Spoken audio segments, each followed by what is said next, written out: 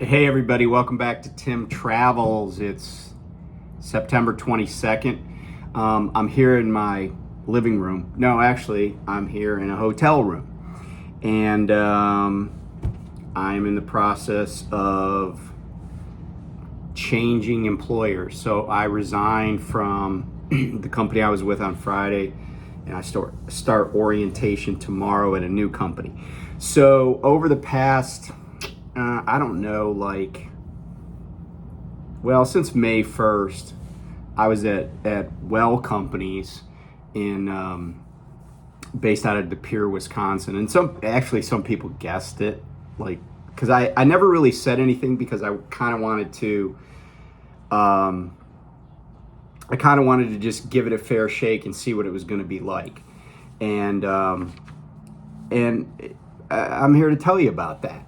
So I want to start with just the orientation process. So I talked a little bit about this, but I went up there to De Pere, had a rental car, and everything went pretty smoothly, other than the fact that Enterprise almost got me arrested in Ohio.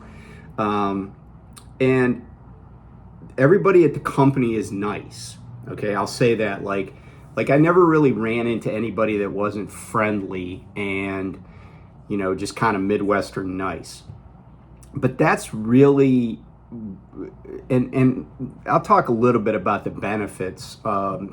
They have trucks that go really fast, at least in my experience. Like my truck would go like 74 miles an hour on the flat. And they're Peterbilts, and I had mentioned that before. But the reason I left was I didn't feel like I was making enough money, and I spent a lot of time sitting around, and that impacts your pay. But I wanted to talk about the pay in general because they had, right before I went to work there, and this might end up being a 2 or maybe even a 3-part video, because I think WEL is at this inflection point, and I'm not sure that it's going to end well. But one of the things that I was pleased that they paid 62 cents a mile. The problem, though, is that what I didn't realize at first when I got there is they had just instituted a new policy where they said, 62 cents a mile, or, a minimum of $1,250 a week. So that sounds okay, but there are some caveats to that, some fine print, if you will. And I went ahead and got a copy of the policy, and I'll even show you what it, here's a picture of it. And so the policy was, what it basically says, and obviously you probably can't screen grab it or read it, but I'll tell you what it says. It says, hey, we're going to go to this new revised policy, and we're going to pay 62 cents a mile, and we're just going to roll stuff into the policy, into your pay. So, and no one's going to lose money on this, and we're going to give you $1,250 a week as a minimum. Now, here's the insidious thing about the $1,250 a week, and this is probably not unusual, but it's still kind of crappy. So the way it works is you can turn down loads at WEL, but I should tell you right up front that a lot of the loads are they're nonsense. Okay, one of the last loads I took was a 5-stop LTL load, and in fact it's even labeled as WEL LTL. By the way, WEL, WEL, stands for Wisconsin Express Lines, but it's a family-owned company, and I'll get to that in a little bit. So they have some warehouses around the country, and they do a lot of LTL loads. So the last load I had was 5 stops, although it was dispatched wrong because they only knew about 4 of the stops. And then one of the stops canceled, And I just sat around for 24 hours because I really had nowhere to go, because I had, the first stop was a basically an OTIF load at Walmart in Lewiston, Maine. So, you might think, oh, well, that's, you got all these stops around New England. It's going to be like, it's not going to be lucrative on the mileage side, but you'll get stop pay, right? A lot of companies pay $75, $150 for stop, whatever. Well, here's how much you get for stop pay at WEL.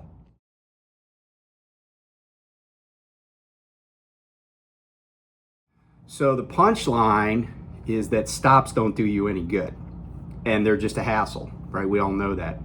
But sometimes you get detained at places. But this is what, under the policy, this is what you get for detention.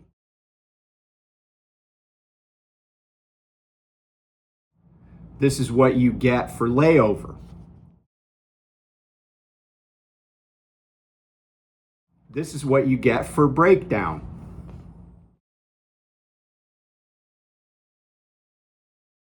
This is what you get for a clean DOT inspection.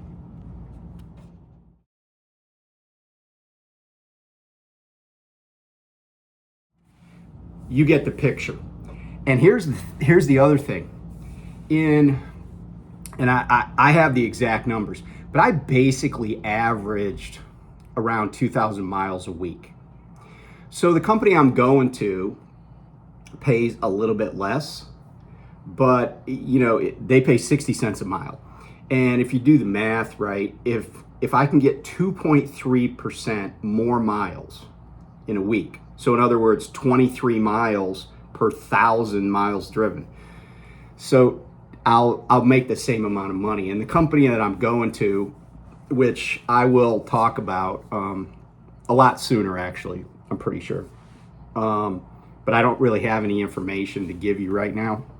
But the company I'm going to, I've already done some CBTs. I've already looked at their driver expectations, and one of the things they say is we expect our solo drivers to be running around 3,000 miles a week.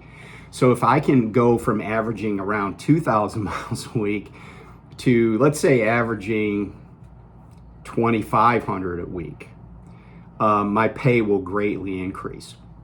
So, WEL has this really crappy policy, in my opinion, and it doesn't put money in people's pockets at all. And I can't believe that anybody's really making significantly more than they were under an old system. Because in some cases, I took a snapshot of my clock one time and I sent it to somebody at the company, and you could see the previous 7 days.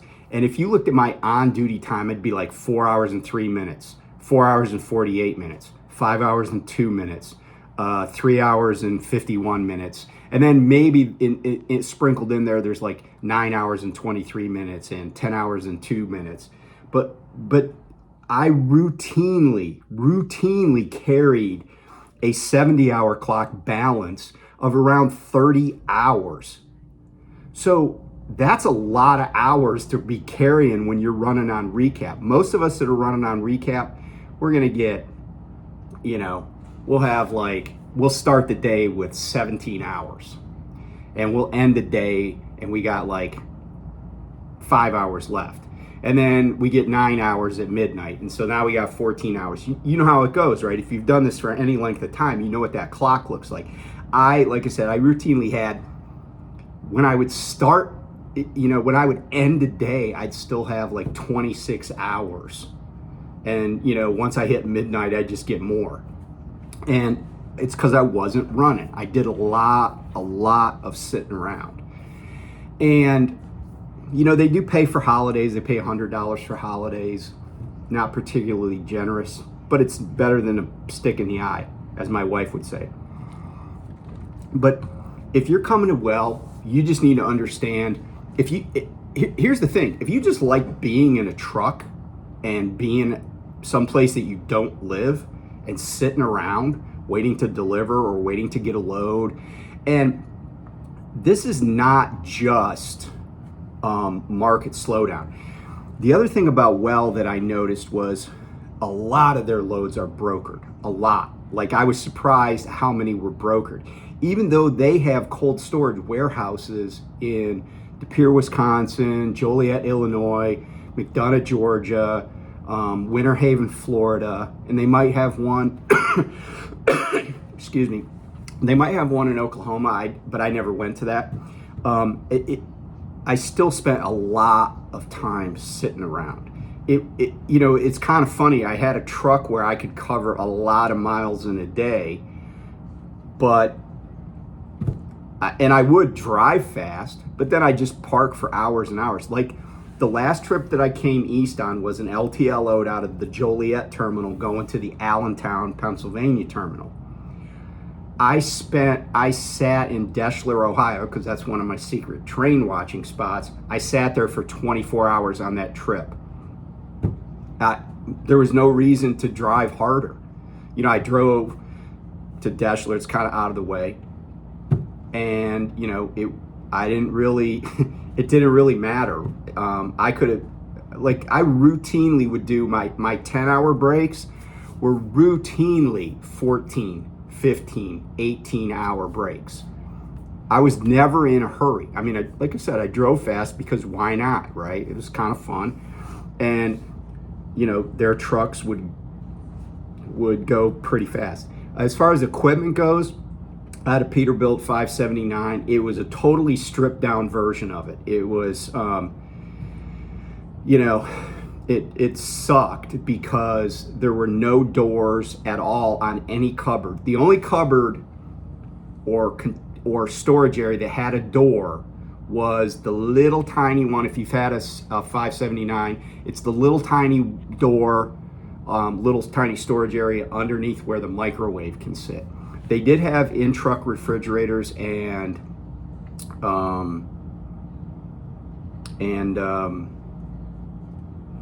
inverters. Sorry, my mind went blank there for a second.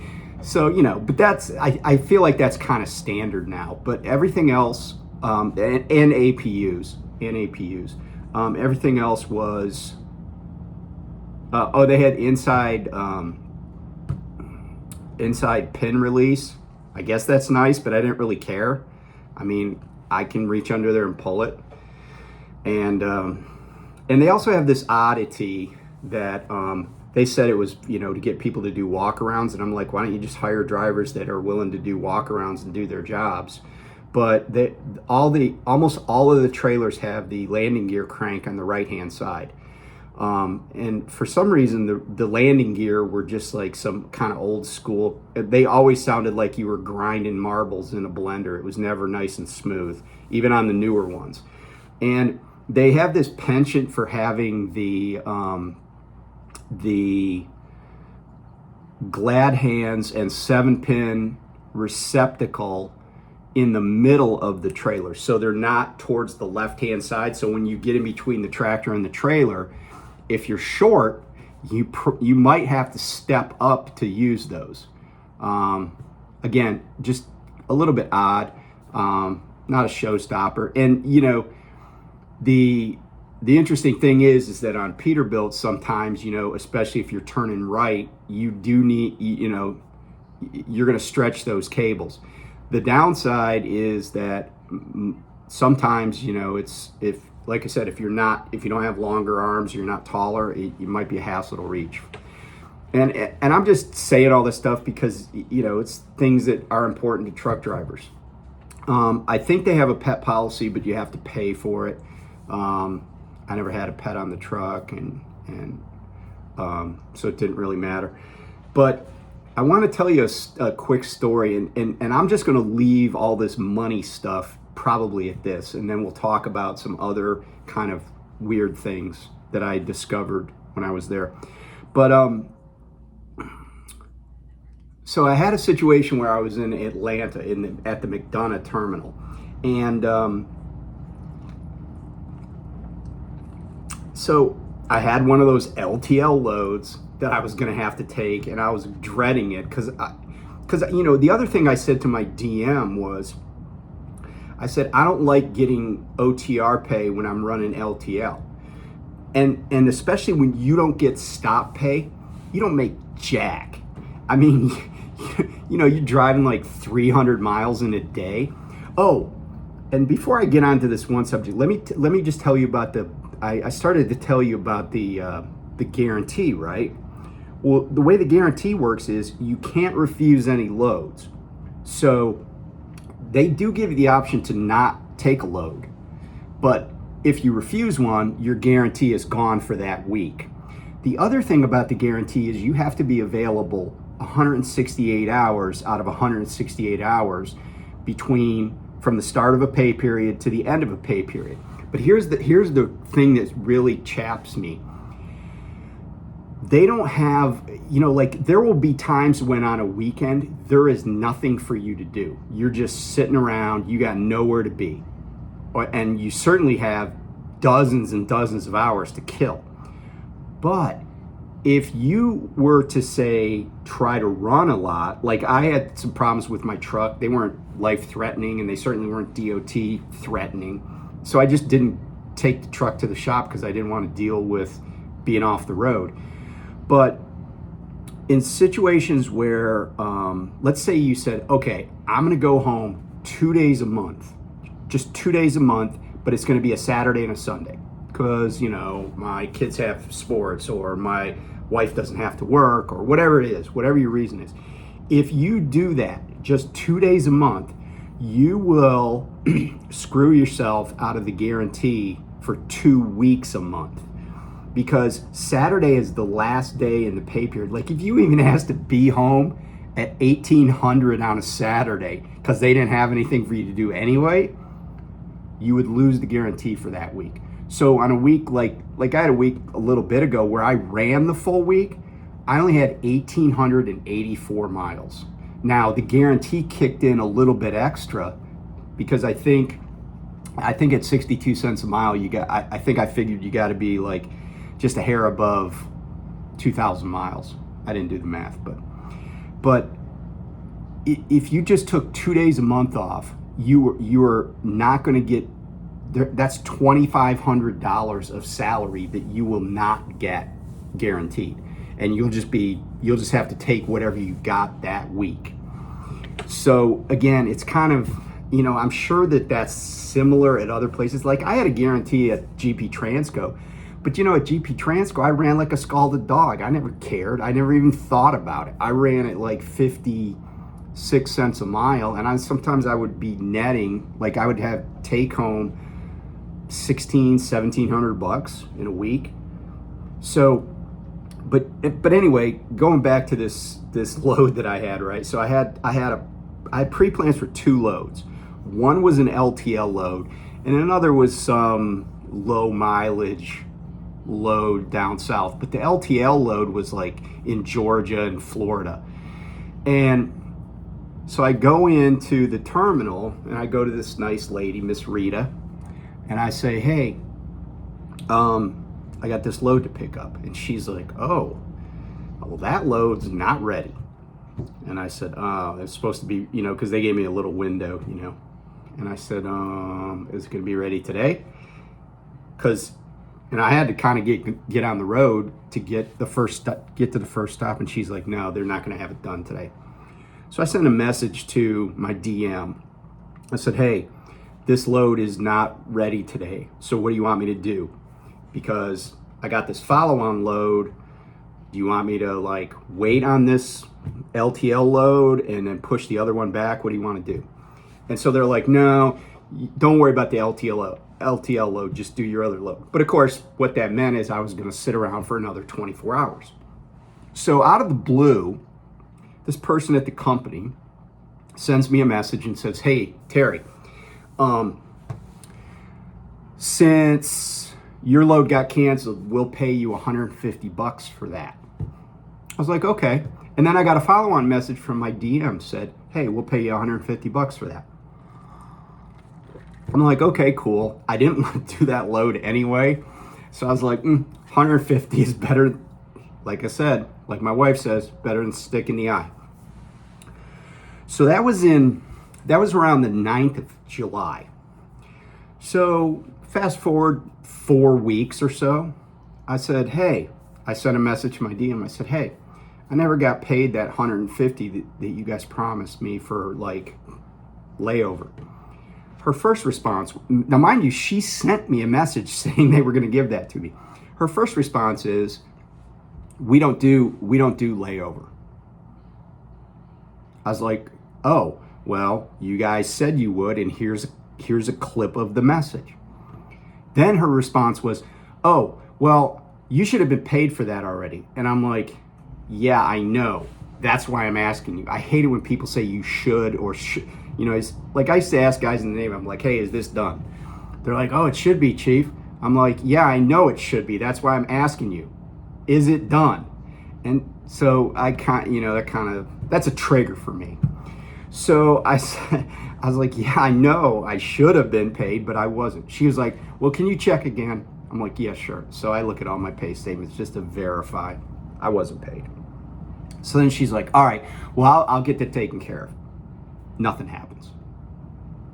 So then a little bit later, I follow up and I say, hey, I said, I didn't ask for this money, but you guys volunteered that you would give it to me, and I still haven't received it. And she's like, well, you should have, again, you should have received it. I went and talked to Payroll. I'm like, well, I didn't. I said, but I said, let's do this in the future. Instead of telling somebody you're going to pay them and then not paying them and not getting it done, just don't say anything. And just give them a surprise, or don't do it at all. Because the 150, it's a little bit of money, but I'm a guy that, like, I move through my life on principle sometimes, and that hasn't always benefited me, but I always feel good about my decisions. Like, I'll do things that are hurtful to me on principle. But I said, here's the deal. Just don't do that again to any driver. Don't do that to any driver. Don't say anything. If you can't, don't make a promise you can't deliver on. And I said, and I'll never mention this again. So then she's like, well, I'll go talk to them. So then she calls me and she says, hey, after taxes, it's going to be like $118.20. And I'm like, okay. She said, do you want it on your EFS card, or do you want it, in payroll? And I said, I just want it in payroll, because I never take cash advances on the road. Like when I'm at the pump, I don't get money that way. So that was on a Friday. So I assumed, I really assumed that the following week it would definitely be there, right? So the following Friday shows up, nothing. So I don't say anything to my DM, but I do mention it to a friend at the company who is, he's in management. I mentioned it to a friend. And I send him the messages. And so he must have gone and said something to somebody, because all of a sudden I get this message that says there's $150 advance authorization for me. I'm like, I don't want that. I don't even know how to get it. Like the only way I know how to get cash is to tell them at the pump. But I was like, this isn't really, I said, I don't want this. So I don't do anything to get the money. I'm like, it's a lesson learned, right? Just don't tell drivers, and then they won't be missing the 150 or whatever you thought you were going to promise them. I don't do anything about it. The following week, I was, I had a load, and I wanted to be home on Saturday, because my birthday had happened that week, and my wife was like, hey, if I was going to come home on Sunday. I was going to be home Sunday and Monday. She said, why don't you come home Saturday, because we'll have a cookout for your birthday and some friends will come over. Excuse me. So I'm like, okay. So I said, hey, I need to be home sometime Friday. Well, guess what? I got a load that I delivered like Thursday evening, and that was going to be it for the week. So I was already not happy about my miles for the week and etc. So I get home and I park the truck down the street from my house and I walk home. It's like 3 o'clock, 2 o'clock in the morning. I get home and I'm just kind of vegging, mellowing out. You know how like maybe you get off the road and you just gotta chill for a little bit. So I'm chilling in my living room and I was like, oh, let me see if payroll came through yet. So so I check my payroll. I'm chuckling now, but I got to tell you, I'll tell you what happened. So I check my payroll, and I'm like, I see what my net pay is. I'm like, man, that's pretty low. But I knew I was going to be on the guarantee because this is from the previous week, not the week that I was coming home early on. I was like, man, I got like $743 or something. I was like, that seems really low, even for a week where I didn't run very many miles. And so I look at the details and I notice that the guarantee has kicked in. But they have this weird way of doing, and I say weird because I don't remember how it happened to me at other companies where I was a company driver. But they have this weird thing where if let's say that I need lumper fees of $200, I send them a message, they send me the authorization. But then what they do is they say that I personally, this is how they account for it on the pay statements. They say that I personally received $200 from them, and then they deduct that $200 advance. And so, but it feels like the transaction is running through me personally when really that's not the reality of the situation, right? It would be no different than if I had a business debit card and I worked in construction and my boss was like, hey, we're out of nails, go over to Lowe's and get a couple of buckets of nails, and I did it with a company debit card. But whatever, it comes out in the wash, but I still have to like do an analysis and see if they taxed me correctly. But so I noticed that I had like $446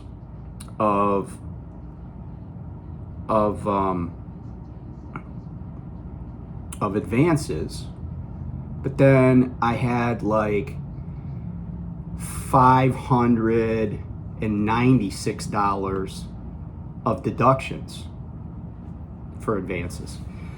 And I'm looking at that, and then I realize these clowns deducted the $150 advance that they sent me. They screwed this up for weeks and weeks. And then instead of paying me the $150, they actually took $150. So I'm now $300 down. And I was so pissed. I shot off a message with as much anger as I humanly could muster to my DM, and I was just like, I'm so sick of this shit because it's such incompetence. And this is not a big company. But here's the interesting thing about this story. I said something to my friend. I said, I think they're going to fire me, because I didn't give a crap. I was like dropping F-bombs in the message, and I'm just like, this is, and I was just so angry because I was like, you guys so couldn't handle this. But the interesting thing is that way back when I got hired, I submitted a bunch of receipts for travel. I submitted 4 receipts, and there was a very nice lady that was in recruiting. I sent them to her, and she's like, I'll submit them to payroll. Well, then when I saw the reimbursement, I didn't get reimbursed for everything. And I said something to her, and she's like, I sent all those receipts to payroll. And I kind of felt like she did, because she just seemed on the ball. So I just happened to be in De Pere at the corporate headquarters, and I go into payroll, and I said, hey, what's up with this reimbursement? And the payroll clerk was like, the one that works with my payroll, she's like, oh, well, I got that message, and I reimbursed you for the receipts that were attached to the message. Well, I knew the other gal told me she sent all 4 receipts. So this woman pulls up the email that she got from the other person on her computer. And she's got a big screen, so I'm standing beside her chair. And I'm looking at it, And she said, see, I got this receipt. And I said, scroll down. So she scrolls down, and guess what? The other 3 receipts were there. And I'm like, I was like, she's like, oh, I didn't even see those. Well, this is probably the same person that there was more than one person that botched this $150 thing. But then I was just exhausted. I went to bed, and then they wake me up, they call me, right? And some woman I don't really know, I guess she's over HR and payroll. She's like, we'll get this sorted out. We'll get you paid next week. But it was like this microcosm of how things are done, and how drivers are treated when they're out on the road. And it really just bugged me. And I think you could tell that it bothered me, not because I cared about the money, just because I just don't like people saying they'll do something and not getting it done, and then failing over and over and over again. Could you imagine if I was like, I had a load of meat in my trailer, and I'm like, hey, I'm taking this load to Pennsylvania, and they're like, that load's supposed to go to Ohio. And I'm like, oh, well, I'm already in Delaware. And they're like, well, go back to Ohio. And then I'm like, okay, I will. And then I like, hey, I'm in Kentucky. Where am I supposed to drop this? I mean, that to me is the equivalent, right? I mean, obviously the dollar value would be much higher, but that's what it seemed like to me. It's like, you guys, you can't even be bothered to do a competent job. You can't even be bothered to do a competent job. And so I'll wrap it up with that. But I got a bunch of stuff to share that I think will resonate with people. So anyway, this will be part 1, and we'll do part 2 shortly. Talk to you soon. Bye.